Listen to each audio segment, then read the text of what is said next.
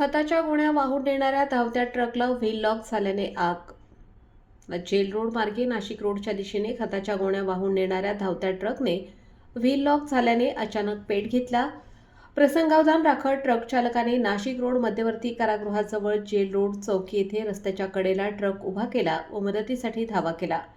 ट्रकने पेट घेतल्याचा प्रकार स्थानिकांच्या लक्षात आल्याने त्यांनी तात्काळ मदतीसाठी धाव घेत आग विझवण्याचा प्रयत्न केला व दरम्यान अग्निशामक दलाला पाचारण करण्यात आले. काही वेळातच सदर ठिकाणी अग्निशामक दलाचे जवान पाण्याच्या बंबासह घटनास्थळावर पोहोचले व आग विझवत मोठी दुर्घटना टाळत परिस्थिती नियंत्रणात आणली.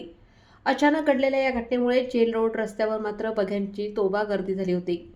रस्त्याची कामे सुरू असल्याने रस्ता चिवळ झाला होता, ज्यामुळे बघ्यांच्यासह गर्दीसह ट्रॅफिक जाम देखील झाली होती. काही वेळात परिस्थिती निवळल्याने रहदारी पुन्हा सुरळीत झाली.